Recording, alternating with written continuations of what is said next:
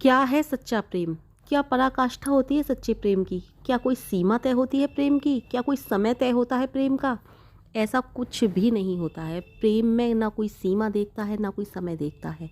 फिर चाहे आप किसी भी प्रकार के प्रेमी को ले लो, चाहे वो ईश्वर प्रेमी हों, चाहे पति पत्नी के रूप में प्रेम करने वाले हों, चाहे वो प्रेमी प्रेमिका के रूप में प्रेम करने वाले हों। प्रेम जो होता है ना, वो सब कुछ त्याग देता है। मान सम्मान, अपमान, लाभ हानि वो कुछ नहीं देखता। प्रेम एक ऐसी चीज़ है। तो ये जो वीडियो है, ये सिर्फ़ और सिर्फ़ ईश्वर प्रेमियों के लिए है। इस समय मैं उन प्रेमी प्रेमिकाओं की बात नहीं कर रही हूँ, ना ही मैं पति पत्नी के प्रेम के रूप में बात कर रही हूँ। मैं सिर्फ़ ईश्वर प्रेमियों के ऊपर ये वीडियो बना रही हूँ। लेकिन मैंने एक प्रेम की जो बात होती है, प्रेम में जो कुछ होता है वो बताया, क्योंकि प्रेमी जो लोग होते हैं ना, वो कुछ नहीं देखते। उन्हें कुछ अपनी सुध-बुध ऐसे भूल जाते हैं। उन्हें दिखाई देता है तो सिर्फ प्रेम दिखाई देता है। वो हर समय, हर पल, हर क्षण वो ये सोचते हैं किस तरह से हम अपने प्रेमी से मिलें। चाहे वो ईश्वर प्रेमी हो, चाहे कोई भी किसी भी प्रकार के प्रेमी हों। प्रेम एक ऐसी चीज़ है कि सब कुछ सहने को तैयार होते हैं प्रेमी, सब कुछ सहने को तैयार होते हैं। आप सोच रहे हो ईश्वर प्रेम में कैसा दुख, कैसा संकट, कैसी मुसीबत? नहीं भाई, ईश्वर प्रेमी तो बहुत ज़्यादा अपने प्रेम के लिए बहुत दुख, संकट, मुसीबत झेलते हैं। इस विषय पर मैं आगे बताऊंगी इसी वीडियो में। ये जो प्रेमी लोग होते हैं ना किसी रूप में बस अपने प्रेमी से मिलना चाहते हैं। उनसे मिलने के लिए रोते हैं, तड़पते हैं, व्याकुल होते हैं। ये कुछ नहीं देखते क्या हो रहा है संसार में। इन्हें तो सिर्फ चाहिए तो प्रेम चाहिए। इससे पहली वीडियो में मैंने बताया था कि गायत्री मंत्र का जाप करने वाले जो होते हैं वो किस तरीके से माँ गायत्री को अपना मानते हैं, किस किस तरीके से माँ गायत्री की साधना करते हैं और किस उद्देश्य के साथ करते हैं। आज जो बात कर रहे हैं हम गायत्री प्रेमियों की बात कर रहे हैं, जो माँ गायत्री से सिर्फ और सिर्फ सच्चा प्रेम करते हैं। माँ गायत्री से ही क्यों, जो भी परमेश्वर को किसी भी रूप में भजते हैं, चाहे वो गायत्री माँ के रूप में भजते हों, चाहे वो ओम के रूप में भजते हों, चाहे वो किसी भी रूप में भजते हों, कहने का तात्पर्य यह है। तो सच्चा प्रेम क्या है? सच्चा प्रेम वो है जो सब कुछ न्योछावर कर दे अपने प्रभु पर, अपने प्रभु पर सब कुछ न्योछावर करके उनकी ऐसी भक्ति करे कि उसे कुछ चाहिए ही नहीं, चाहिए तो सिर्फ भक्ति में लीन रहे। जब गायत्री साधक शुरुआत में गायत्री साधना शुरू करता है तो उसे इतना प्रेम नहीं होता, क्योंकि प्रेम का रंग धीरे धीरे चढ़ता है। जब प्रेम का रंग धीरे धीरे चढ़ने लगता है तब शुरू होती है परीक्षा की घड़ी। फिर माँ लेती हैं परीक्षाएं, जैसे साधक का स्वास्थ्य बिगाड़ देना। कई बार इस तरह का सामना आता है साधक के सामने कि वो सोचता है कुछ नहीं होता, गायत्री मंत्र जाप से कुछ नहीं होता, कुछ नहीं है, मेरे सामने तो दुख ही दुख आ रहे हैं। कई साधक इस बात को एक साइड रखते हैं कि दुख सुख सब कर्मों के फल हैं, लेकिन कई साधक इस बात के भ्रम जाल में फंस जाते हैं और साधना बीच में ही छोड़ देते हैं, क्योंकि ये परीक्षा की घड़ी है। और जो साधक इस परीक्षा में सफल हो जाते हैं, अथाह प्रेम माँ गायत्री उनको दे देती हैं। फिर इतना प्रेम करते हैं माँ गायत्री से वो साधक, वो सोच कह देते हैं माँ कितनी परीक्षा लोगी, लो, सब दुख तेरा, सुख दे तेरा है, मान तेरा है, अपमान भी तेरा है, मेरा कुछ नहीं रहा। अब मेरा कोई मान सम्मान कर रहा है तो वो तेरा मान सम्मान कर रहा है, क्योंकि तेरे कारण ही तो मैं इस लायक हुआ हूँ। धन आ रहा है तो वो तेरा है, तेरे कारण ही तो ये धन आ रहा है। भिखारी बन रहा हूँ तो वो तेरे कारण बन रहा हूँ। कहने का तात्पर्य है भिखारी कोई नहीं बनता। गायत्री जाप का साधक के पास हमेशा सुख संपत्ति इतनी होती है कि कम से कम इतना नहीं है उसके पास दूसरों को दे सके तो कम से कम अपना काम तो उसका चलता ही रहता है। कभी किसी भी गायत्री साधक को तुमने कंगाल नहीं देखा होगा। ये तो एक समझाने वाली बात है, कहने वाली बात कह रही हूँ मैं, क्योंकि गायत्री मंत्र के जाप में ही सुख स्वरूप है। तो दुख कैसे मिल सकता है गायत्री साधक को? दुख मिलेगा तो उसके कर्मों के अनुसार मिलेगा और धीरे धीरे वो सब भी कटने लगता है गायत्री मंत्र के जाप से। तो यहाँ पर प्रेम की बात चल रही है, ये किसी और दिशा में बात मुड़ जाएगी अगर मैं गायत्री मंत्र की उपलब्धियों की बात करने लगूंगी। तो बात चल रही है प्रेम की। तो गायत्री साधक सिर्फ यही सोचता है कि मुझे कुछ नहीं चाहिए माँ, सब कुछ तेरा है, ये अब तो ये तन भी तेरा रहा, इसमें लाख रोग भर दे तू तो भी तन तेरा है, मुझे दुख थोड़ी हो रहा है माँ, तेरा दुख है, तूने मुझे दिया है। और एक गीत आता है, भजन आता है, दुख भी मुझे प्यारे हैं, सुख भी मुझे प्यारे हैं, छोड़ूं मैं किसे भगवन, दोनों ही तुम्हारे हैं। यहाँ तक कि गायत्री साधक ही नहीं, जो भी साधक हैं, जो भी जिस रूप में भी प्रभु से सच्चा प्रेम हो जाता है उन्हें, वो यही कहते हैं, हे प्रभु, हे परमपिता परमेश्वर, ये सब कुछ ही तो तेरा है, दुख भी तेरा, सुख भी तेरा। क्योंकि गायत्री साधक हो या कोई और प्रेमी हो या फिर कोई भी परमपिता परमेश्वर से प्रेम करने वाला हो, उसे दुख भी इतने ही प्यारे लगने लगते हैं, क्योंकि वो जानता है दुख भी परमपिता परमेश्वर की ही देन है। और वो उन दुखों से फिर भागता नहीं है, उनका सामना करने को तत्पर रहता है, क्योंकि वो जानता है ये मेरे लिए प्रभु के दिए हुए हैं और मुझे इनका सामना करना है, डटकर सामना करना है। जब प्रेम की बात चल रही है तो मीराबाई को कैसे भूल सकते हैं। मीराबाई जो अथाह प्रेम करती थी श्री कृष्ण से, जब उनकी शादी हो गई थी तो उनके ससुराल वाले उन्हें रोकते थे कि इस तरह से तुम मंदिरों में नृत्य मत किया करो, अच्छा नहीं लगता है, तुम बहुत बड़े घर की बहू हो। और वो जानती थी मेरी मर्यादाएं क्या हैं, वो सब जानती थी। कई बार वो अपने आप को रोकती थी भी, लेकिन क्या करें, वो इतना प्रेम में मग्न हो जाती थी जिस समय वो श्री कृष्ण के भजन गाया करती थी या श्री कृष्ण की भक्ति किया करती थी या फिर किसी भी कीर्तन में या कहीं जाया करती थी, उन्हें याद ही नहीं रहती थी। वो सब मान मर्यादाएं सब भूल करके श्री कृष्ण के प्रेम में बस लीन होकर के नृत्य किया करती थी। तो क्या मीराबाई अपने कुल की मर्यादाएं नहीं जानती थीं? वो सब जानती थीं। अच्छा, एक और भक्त हुए हैं, बहुत बड़े भक्त हुए हैं, विट्ठल जी के भक्त थे। तो वो इतने ज़्यादा प्रेमी थे विट्ठल भगवान के कि कुम्हार थे जाति से वो।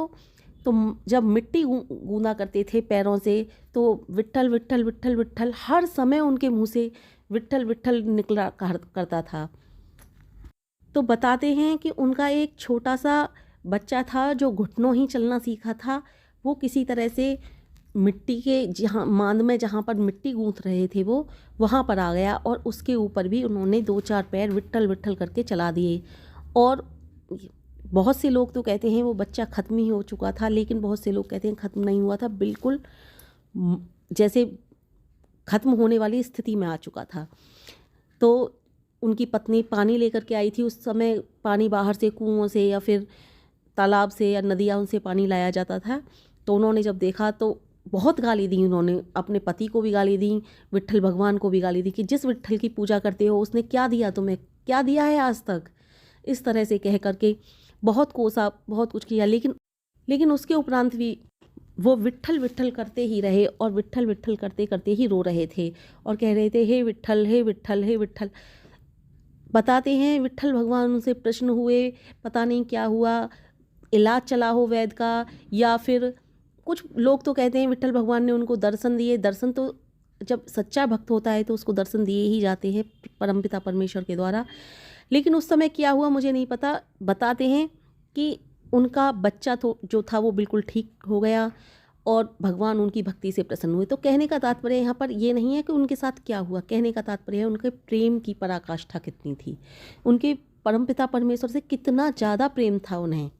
तो ऐसे ही गायत्री साधक की भी कहानी है। जब गायत्री साधक को ईश्वर से सच्चा प्रेम हो जाता है तो गायत्री माँ कितनी भी उसकी परीक्षाएं लें, कितनी भी उसके सामने कष्ट, दुख, संकट, मुसीबत डाल दें, लेकिन वो कभी घबराता नहीं है, क्योंकि वो जानता है ये तो सब एक परीक्षा की घड़ी है। माँ गायत्री धीरे धीरे सब खत्म करेंगी। और हंसते हुए वो कहता है तेरी माँ जो इच्छा, तेरी माँ जो इच्छा करके सब कुछ झेलता चला जाता है और हंस करके झेलता है, लेकिन कभी गायत्री मंत्र का जाप नहीं छोड़ता। उसे माँ से कुछ चाहिए भी नहीं, वो माँ से कुछ मांगता नहीं, वो माँ से कुछ भी ये नहीं कहता माँ मुझे ये धन दो, ये दौलत दो, क्योंकि वो जानता है कि माँ बिना मांगे सब कुछ देने वाली हैं। और वो ये जानता भी है बिना मांगे सब कुछ देने वाली हैं, लेकिन फिर भी वो ये कहता है माँ मुझे कुछ नहीं चाहिए, मुझे तेरा सिर्फ प्रेम चाहिए। और दिन रात सिर्फ यही सोचता रहता है कि कब समय मिले और मैं कब गायत्री साधना में बैठूं, किस समय मिले और मैं उसी समय निकाल करके गायत्री साधना में बैठ जाऊं। ऐसा लीन रहता है, कभी रोता है माँ गायत्री के प्रेम में तो कभी हंसता है। ये तो हर साधक की कहानी है, चाहे वो गायत्री साधक हो या किसी भी परमपिता परमेश्वर के किसी भी रूप में साधना करने वाला हो, कि कभी रोता है कभी हंसता है। कभी कभी इस तरह से बातें करता है जैसे माँ गायत्री उसके समक्ष बैठी हों।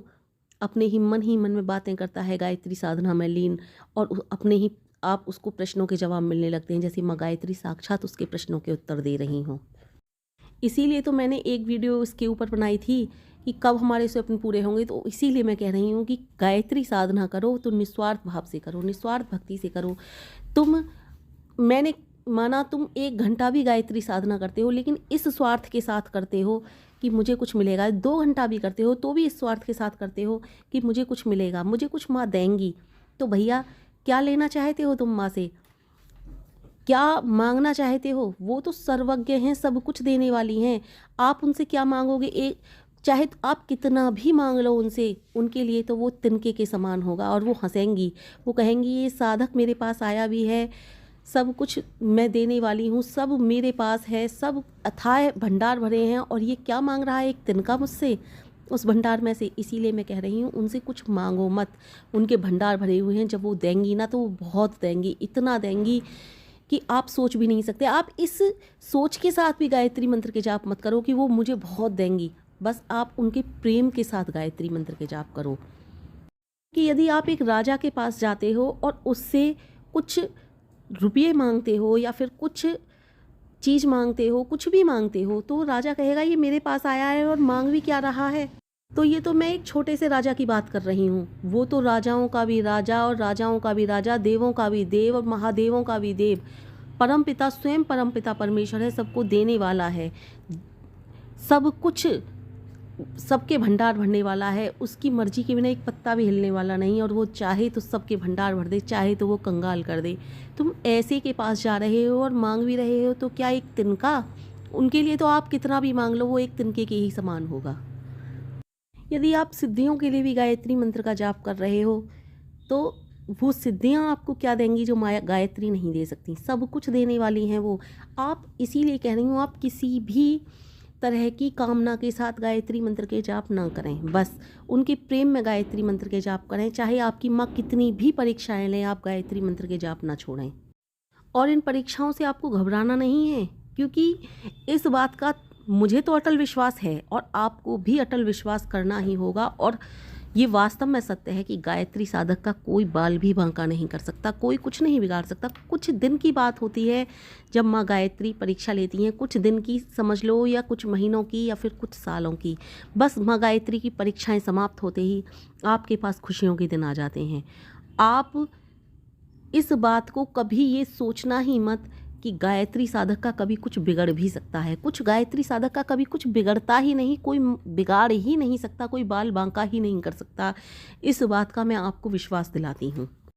इसीलिए मैं कह रही हूँ बिना मांगे, बिना किसी लोभ लालच के गायत्री मंत्र का जाप करना है तो माँ गायत्री आपको सब देने वाली हैं। आपको ये भी उम्मीद नहीं करनी कि माँ गायत्री हमें सब कुछ देने वाली हैं, क्योंकि यदि हम 2 घंटे भी गायत्री मंत्र का जाप करते हैं, उनसे कुछ मांगते हैं, तो ये तो एक सौदेबाजी हुई। इसलिए माँ के सच्चे प्रेमी की तरह बस गायत्री मंत्र के जाप करने हैं आपको। कबीर दास जी कहते हैं ये जो प्रेम होता है दुधारी तलवार पर चलने के समान होता है। तो कबीर दास जी तो ईश्वर प्रेमी ही थे, वो फिर इस तरह की बात क्यों कर रहे हैं? क्योंकि उन्होंने सच्चा प्रेम किया था ईश्वर से। वो जानते हैं कि प्रेम क्या होता है। प्रेम बहुत ज़्यादा त्याग मांगता है, बहुत बड़ा त्याग मांगता है। कबीरदास जी कहते हैं इस प्रेम में अगर आप पड़ गए ना एक बार, तो आपका शीश जाना ही जाना है। शीश जाने से मतलब शीश कटने का मतलब नहीं था, शीश जाने से मतलब आप अपना सब कुछ छोड़ दोगे। आपको इतना प्रेम हो जाएगा ईश्वर से तो आप सब कुछ भूल जाओगे। शीश कटने का मतलब आपको सब कुछ त्यागना पड़ेगा। शीश कट जाता है तो मनुष्य के शरीर में कुछ नहीं बचता, इसीलिए वो कहते हैं आपको अपना शीश देना ही होता है। आप सोच रहे होगे ईश्वर प्रेम में कैसा दुख, कैसा संकट, कैसी मुसीबत। नहीं भाई, बहुत ज़्यादा दुख संकट मुसीबत झेलनी पड़ती हैं। शायद साधारण व्यक्ति को ये पता भी ना हो कि आध्यात्मिक व्यक्ति कितना रोता है अकेले में। बहुत रोता है वो जब साधना में बैठता है, इतना रोता है कि कोई एक साधारण जन को पता भी नहीं। वो अपनी दुख संकट मुसीबतों को जितना झेलता है ना, उससे ज़्यादा तो साधक दुखी होता है, साधक रोता है। लेकिन उस रोने में भी उसे बहुत आनंद मिलता है, क्योंकि वो सांसारिक वैभव के लिए नहीं रोता, सांसारिक सुखों के लिए नहीं रोता, वो रोता है तो ईश्वर के लिए रोता है। कभी आपने ईश्वर के लिए रो करके देखा है? ये तो वही जान सकता है जो ईश्वर के लिए रोता हो। वो रोता है तो इसलिए रोता है, प्रभु कब दर्शन दोगे, मेरी इतने दिन हो गए मुझे आपका ध्यान करते करते, प्रभु अब तो आ जाओ, अब तो आ जाओ। वो सांसारिक वैभव सुख दुख इनके लिए नहीं रोता, चाहे भगवान कितनी भी परीक्षाओं में दुख संकट मुसीबत दे दे, वो इनके लिए नहीं रोता कि मैं इनका सामना कर रहा हूँ, हंसते हंसते झेलता है, क्योंकि वो कहता है दुख तेरे सुख तेरे। तो इसीलिए कबीरदास जी ने कहा है कि ये प्रेम दुधारी तलवार पर चलने के समान होता है, ये शीश मांगता ही मांगता है। और ईश्वर प्रेमी भी बहुत रोते हैं, लेकिन उस रोने में भी उन्हें एक आनंद प्राप्त। इसी प्रेम में कबीरदास जी रोए थे, मीराबाई रोई थीं। इसी प्रेम में न जाने कितने ईश्वर प्रेमी थे जो रोए। इसलिए कहते हैं और सबसे प्रेम करना बहुत आसान है, लेकिन ईश्वर से प्रेम करना बहुत मुश्किल होता है, क्योंकि जिस प्रेमी से आप प्रेम कर रहे हो उसे तो कभी भी जाकर मिलाओ, लेकिन ईश्वर के दर्शन इतने आसान नहीं होते, बहुत मुश्किल से होते हैं। हर परीक्षा में, हर कसौटी में, हर तरह की दुविधा से ऊपर उठ करके उसे ईश्वर का नाम जपना होता है। बस ईश्वर की ही लगन लगानी होती है, तब जाकर के साधक को उस परम पिता परमेश्वर के दर्शन होते हैं, जो असीम आनंद को प्राप्त होते हैं, और फिर उसे कुछ शेष नहीं रह जाता।